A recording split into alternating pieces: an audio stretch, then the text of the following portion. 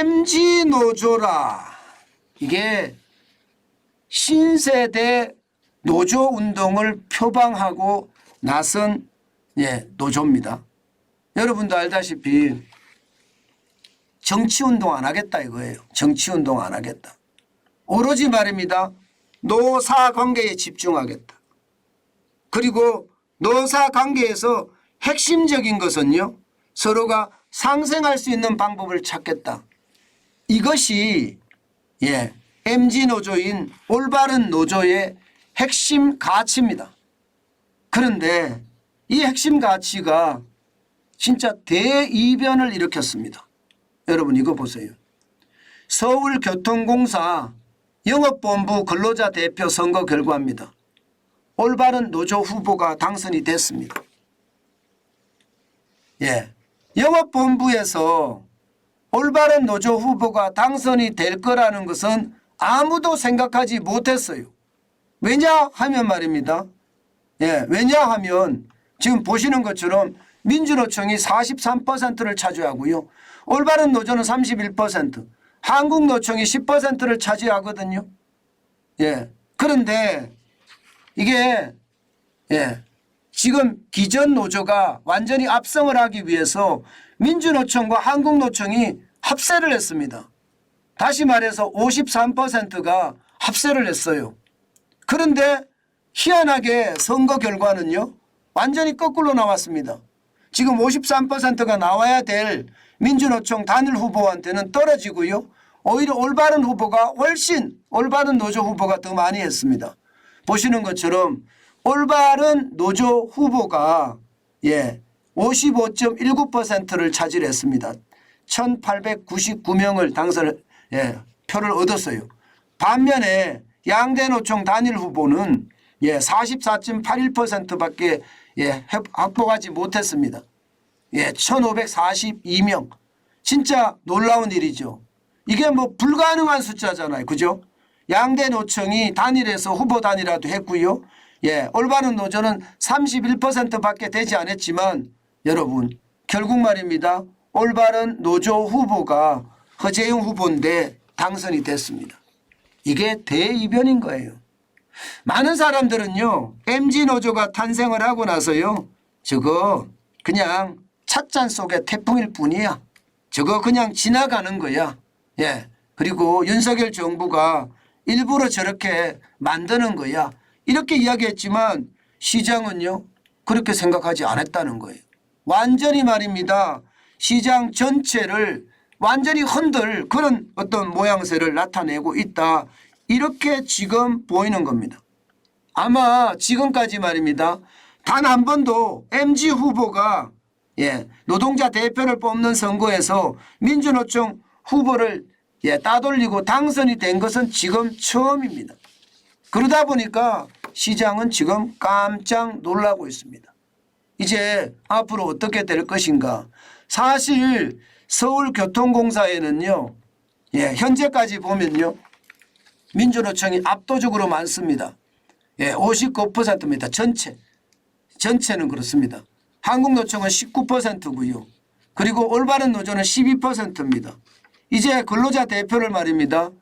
이게 서울교통공사 같은 경우는 참 희한한 곳이라고 저는 생각을 하는데 왜냐하면요.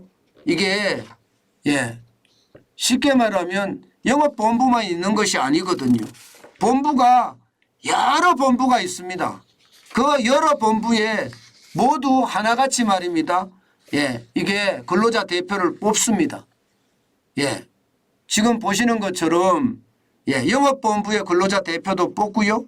차량본부의 근로자 대표도 뽑고요. 승무본부의 근로자 대표도 뽑고요. 기술본부의 근로자 대표도 뽑습니다. 저는 이것을 보면서 어떻게 제가 느꼈나 하면 뭐가 이래. 서울교통공사라는 곳에 지금 본부가 몇 개예요.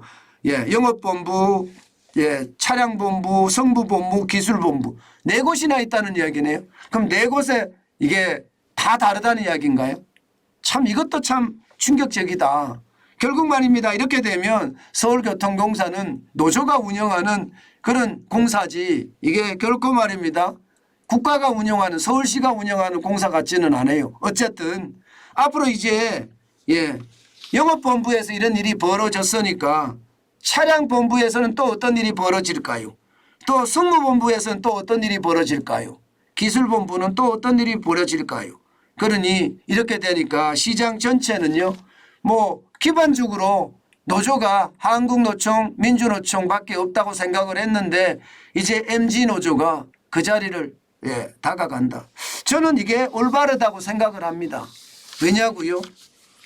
저는 노조가 필요 없다 이렇게 생각하는 사람은 절대 아닙니다. 당연히 노조는 저는 필요하다고 생각을 해요. 그러나 노조가 말입니다. 회사 내부의 일이 아니라 회사 바깥의 일, 예를 들어서 정치적인 이슈로 파업을 한다든가 그렇지 않으면 뭐 주한미군 철수라는 외교적인 이슈로 파업을 한다든가 저는 이런 일은 없어야 된다고 생각하거든요. 이제 말입니다.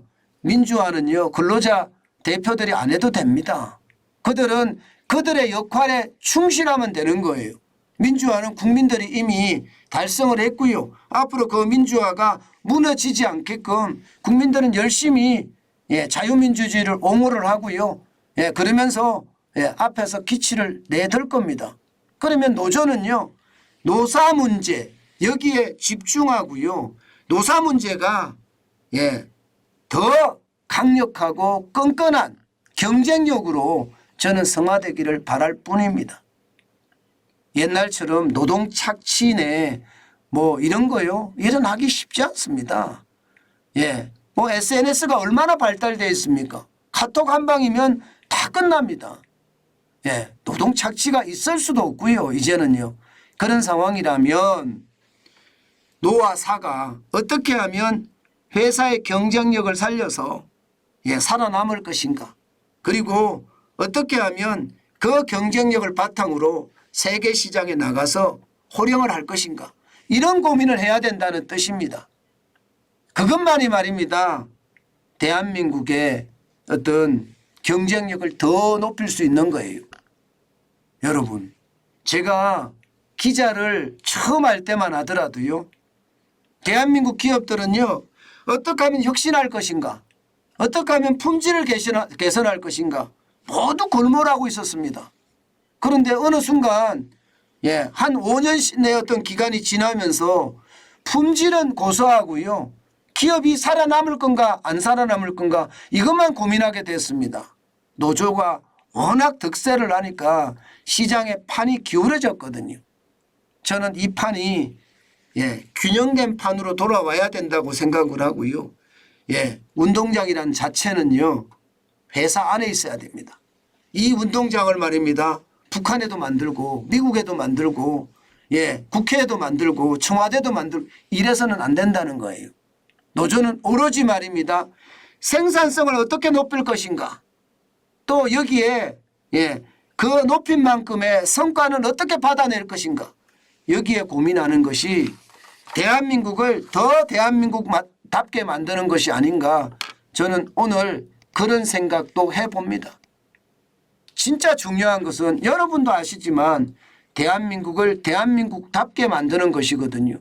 저는 충분히 노조도 할 수 있다고 생각을 해요. 저도 근로자로 한 30년을 넘게 일해봤기 때문에요. 노조가 필요 없다는 아닙니다.